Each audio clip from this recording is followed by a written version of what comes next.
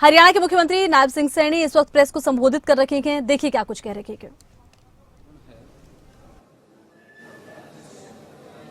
माननीय विधानसभा अध्यक्ष जी का मैं दिल से धन्यवाद करता हूं। मैंने हाउस के अंदर भी उनका धन्यवाद किया है कि आपने सभी माननीय सदस्यों को पूरा समय दिया।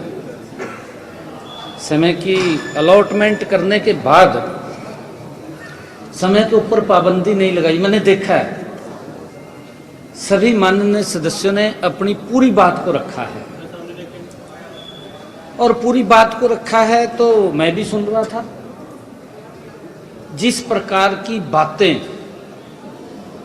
विपक्ष के द्वारा की गई, अनाप शनाप बातें, और सरकार ने कोई काम नहीं किया। माननीय जो महामहिम राज्यपाल महोदय ने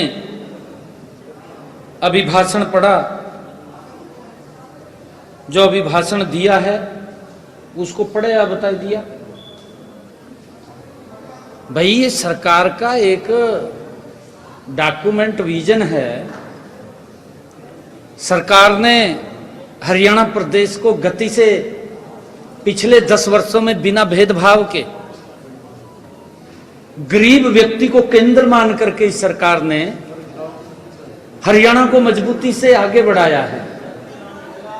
उसकी चर्चा अगर हम देखें, चौपाल पर भी होती है, गांव में, गली में, दुकान पर भी होती है, वार्ड में भी होती है, और एक योजनाबद्ध तरीके से गरीब व्यक्ति तक सरकार पहुंची है। इनको इस बात की पीड़ा है कि ये सरकार क्यों इतनी गति से काम कर रही है। जब इन्होंने अनाप शनाप बातें बोली, मेरा फर्ज बैठता था जवाब देना। मैंने उसके ऊपर उत्तर दिया है। किस प्रकार से इन्होंने माननीय राज्यपाल जी के अभिभाषण को तथ्यहीन बताया, वो तथ्यहीन नहीं है। मेरे हरियाणा के जो आदरणीय नरेंद्र मोदी जी का विकसित भारत का विजन है, ये विकसित हरियाणा का डॉक्यूमेंट है जो आदरणीय महामहिम राज्यपाल जी ने पढ़ा है।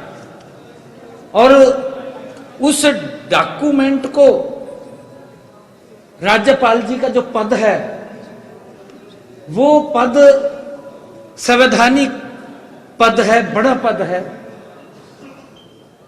उसकी गरिमा है, और इस प्रकार से पद की गरिमा का सम्मान हमें करना चाहिए। मैं ये भी मानता हूं कि शायद इनको ये लग रहा होगा कि ये गरीब किसान का बेटा, क्या कहता, हवा हवाई में रहते हैं, जैसे राहुल गांधी रहा हवा हवाई में भी। एक चाय वाले का, चाय बेचने वाला कैसे हमारे सामने आकर के बोल सकता है। इनकी शायद यही सोच होगी कि एक गरीब परिवार का, गरीब किसान का बेटा ये कैसे आकर के यहां बोल सकते हैं। इनकी गलत नीतियां हैं। गलत नीतियों के कारण कांग्रेस को बाहर का रास्ता दिखाया है। जो इन्होंने अपने समय के अंदर काम किए हैं, दुर्भाग्यपूर्ण है। जब इन्होंने अपनी बात को रखा है तो मेरी बात भी सुननी चाहिए थी, परंतु कोई बात नहीं है, इन्होंने बात नहीं सुनी। हरियाणा के 2,80,00,000 लोगों ने हमारी बात को सुना है और ये गए हैं बाहर। हरियाणा के लोग इनको बाहर ही रखेंगे, इनकी आवश्यकता नहीं है।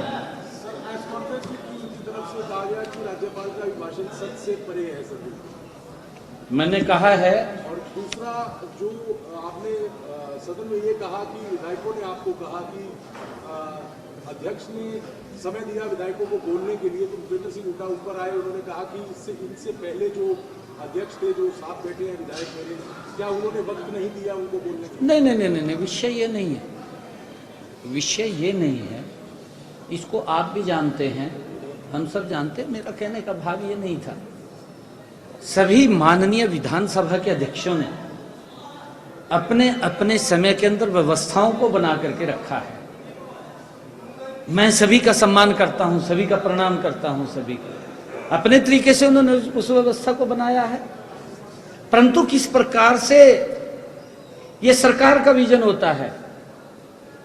मैंने कहा है ना भी, जो बजट सत्र होता था 3 दिन के अंदर खत्म कर देते थे, फिर विधायक को समय कहां मिलेगा? 3 दिन में अगर 4 दिन में खत्म कर रहे हैं तो फिर समय नहीं मिलेगा।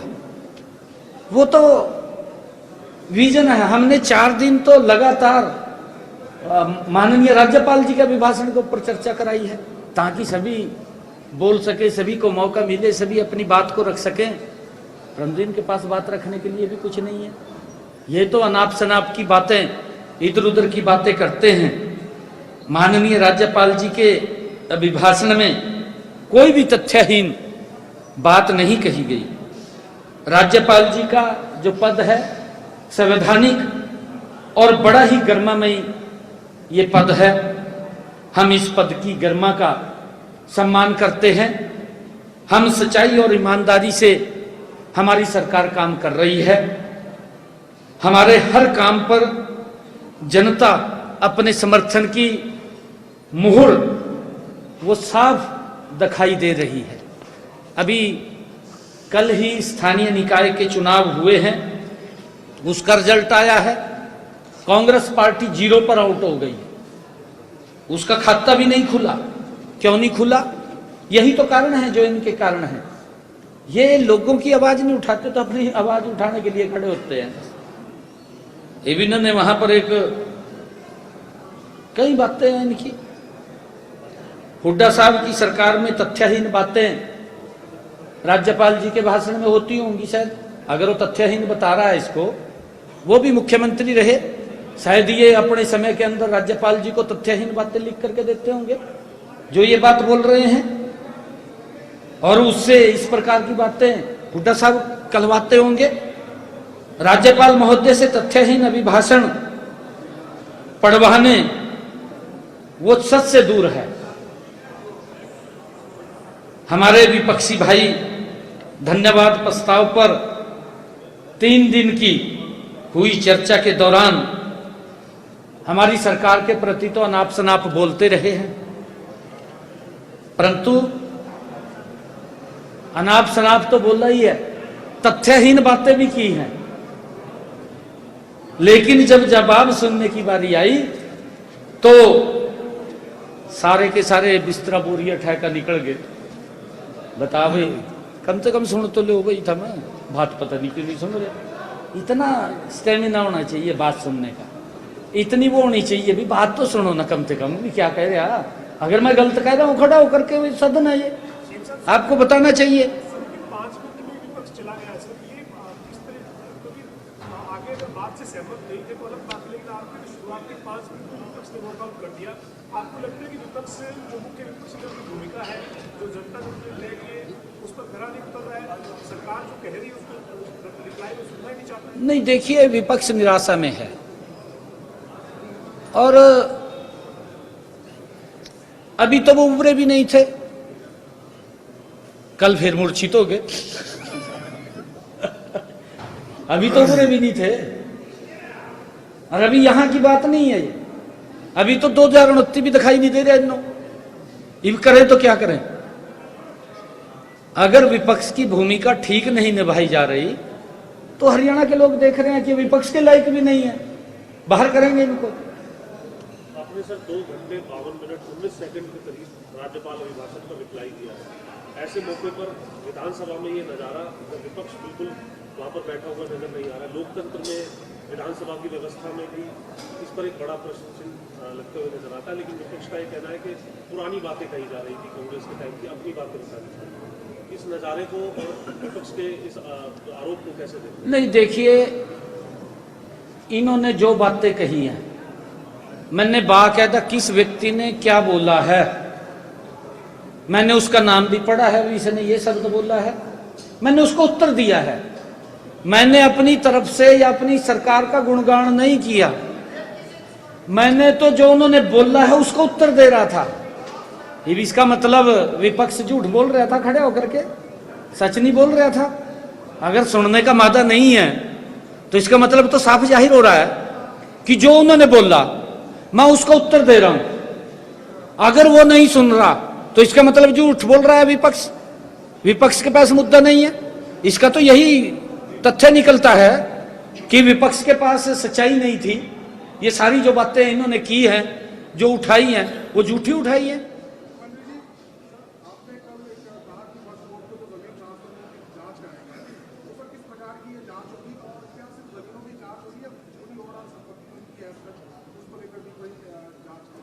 नहीं, देखिए, उसके लिए हमने कमेटी का गठन कर दिया है। कल ही कमेटी का गठन हो गया है। हमारे रोहतक डिवीजनल के कमिश्नर, करनाल डिवीजनल के कमिश्नर और हमारे रोहतक के डीसी महोदय, उनके नेतृत्व में वो 2 उसके सदस्य रहेंगे और उनकी अध्यक्षता के अंदर रोहतक डिवीजनल की अध्यक्षता में कमेटी का गठन हुआ है। क्योंकि इन्होंने ये बात उठाई कि यहां पर तालाब था। हमारे पास जो तथ्य आए थे कि वो वक्फ बोर्ड की लैंड है और उसमें कहीं फर्द के ऊपर लिखा नहीं है कि यहां तालाब है। उसमें किसान काश्त कर रहा है लीज पर लेकर के। तो जब इन्होंने बार बार उस बात को उठाया, बार बार उसको उठाते रहे, तो मैं समझा कि कोई गंभीर मामला है।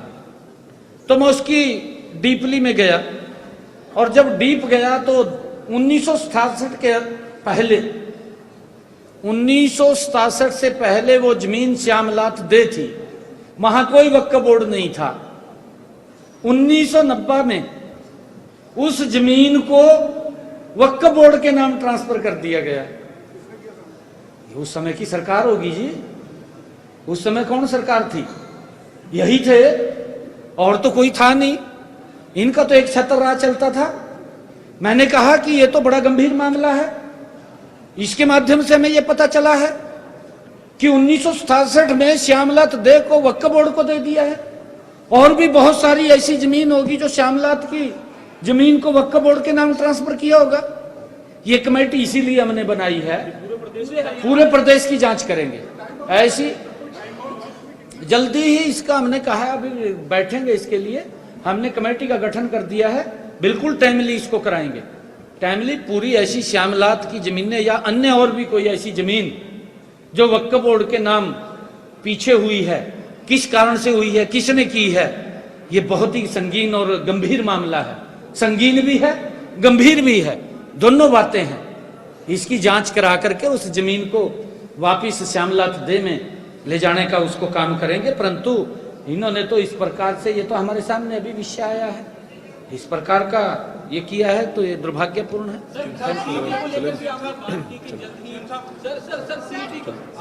मुख्यमंत्री बने हैं तब से आचार संहिता चल रही है, सीटी के ऊपर मैंने विधानसभा में दे दिया है। जब से लगातार आचार संहिता चल रही है, तो अब आचार संहिता हटेगी तो उसके बाद सरकार तेजी से काम करती हुई 3 गुना गति से काम करेगी। ट्रिपल इंजन की सरकार है ना, ये 3 गुना गति से काम करेगी।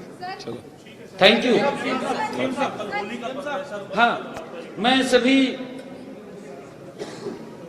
आज आप सबके माध्यम से मैंने फ्लोर ऑफ द हाउस इस महासदन के अंदर भी हरियाणा प्रदेश के 2 करोड़ 80 लाख लोगों को होली महापर्व की बहुत बहुत बधाई और शुभकामनाएं दी हैं।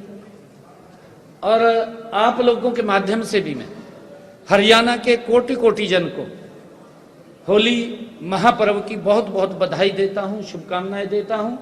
ये पर्व हमारी संस्कृति के साथ जुड़े हुए हैं। ये पर्व आपस में भाईचारा प्रेम बढ़ाने के पर्व है और हम सब मिलकर के इन पर्वों को मनाएं। इसके लिए मैं सभी प्रदेशवासियों को बहुत बहुत बधाई देता हूं, शुभकामनाएं देता हूं। Thank you. तो हरियाणा के मुख्यमंत्री ने देखिए प्रेस को मुखातिब किया।